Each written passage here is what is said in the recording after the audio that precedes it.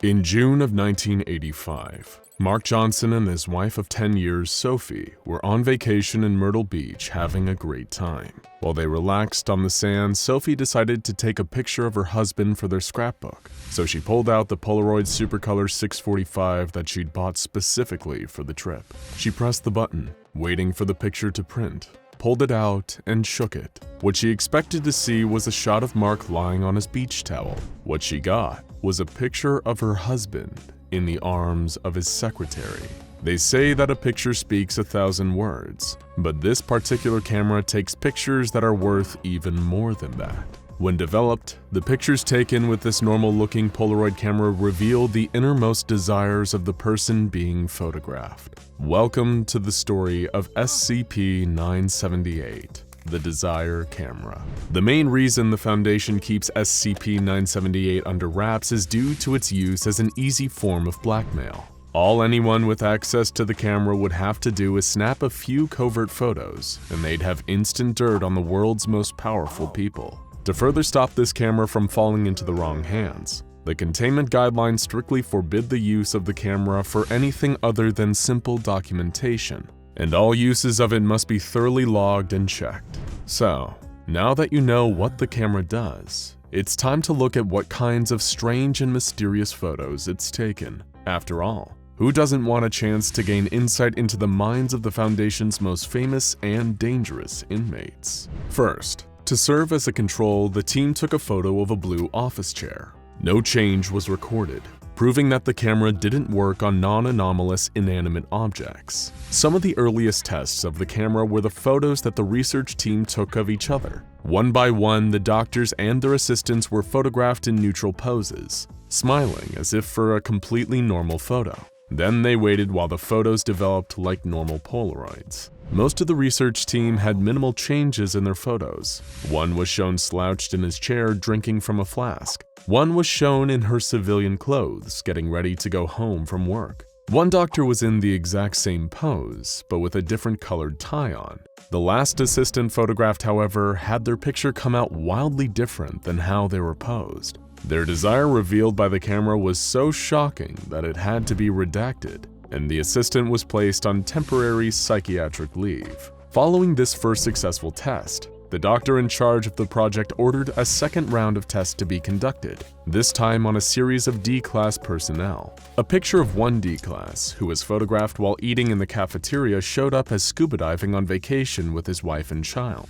He was allowed to keep the picture afterwards. Another had a similar result. He was photographed in a neutral pose like the members of the research team had been, and when the picture developed, the D-Class was seen holding a smiling baby, whom he identified as his 1-year-old daughter.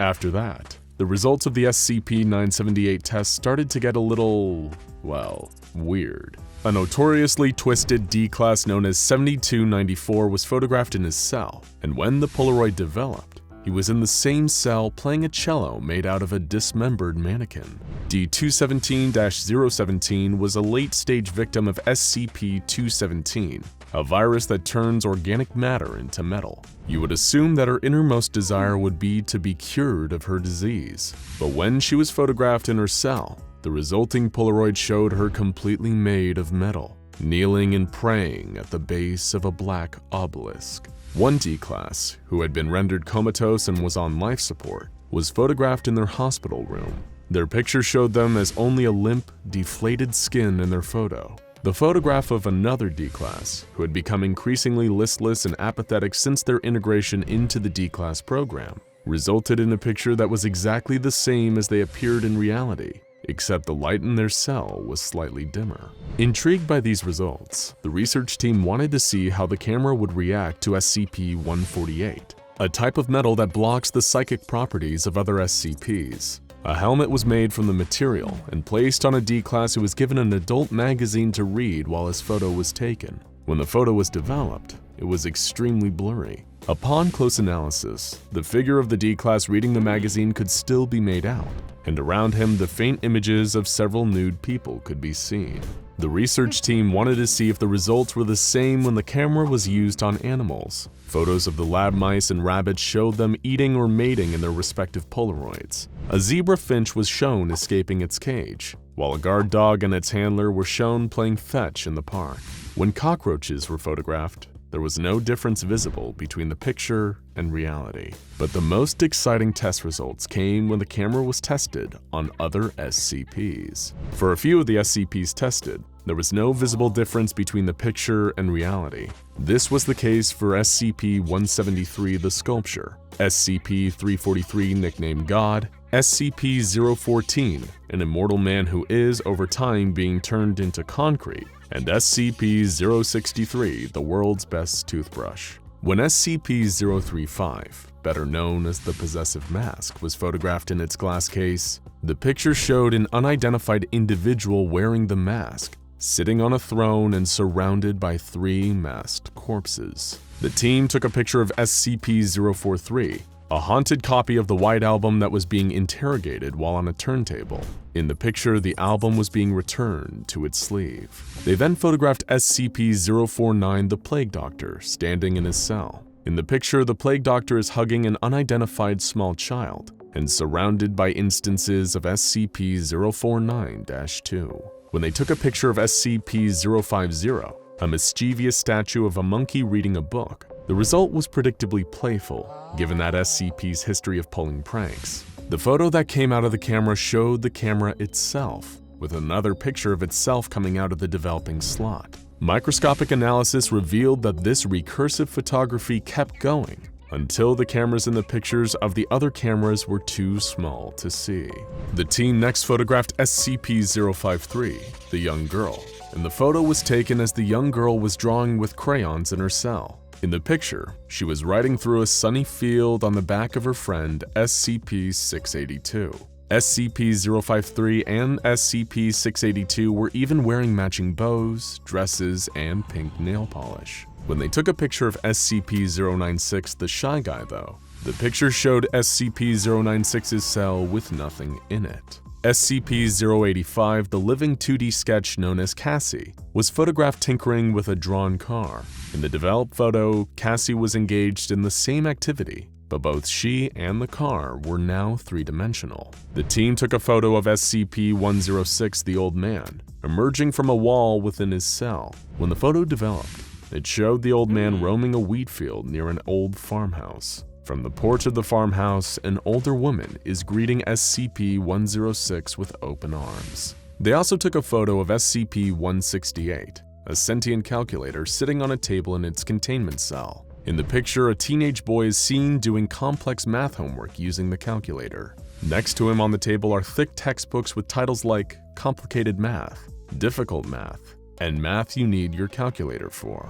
The photo of SCP-261, a vending machine that dispenses snack products from alternate universes, showed the SCP in its usual hallway, almost completely buried in coins. SCP-507, an otherwise normal man who unwillingly teleports between dimensions, was photographed while eating in the cafeteria. The developed picture showed him dressed as a Foundation researcher talking to other researchers. When SCP-682 was photographed, floating in its containment tank, the resulting picture showed the SCP surrounded by the corpses of all of the Foundation staff and mauling the person who had taken the photo. A researcher's note accompanying this photo reads, "Well, that was predictable." Yes, it was. Just for the fun of it, the team also tested the camera's effects on a few other Foundation personnel. They took a photo of Dr. Bright while he was arguing with Dr. Clef. The picture that came out showed a tombstone engraved with the words, "Jack Bright, resting at last." The team also took a photo of Dr. Clef as he stormed out in a huff following the argument. Given that Clef's face cannot be photographed, they were curious as to what the results would be. The picture showed little difference compared to reality, save for the fact that Clef's head was replaced by an image of a hand making a rude gesture. Upon closer examination of the photo, the team also realized that there was a young girl in the background who, strangely, had cloven hooves instead of feet. A young SCP-166 perhaps. The team then took a photo of Dr. Fisher holding his pet hamster. Contrary to expectations, the picture revealed not Dr. Fisher's desires, but the hamster's, showing the hamster sleeping peacefully in its cage, with Dr. Fisher nowhere to be seen.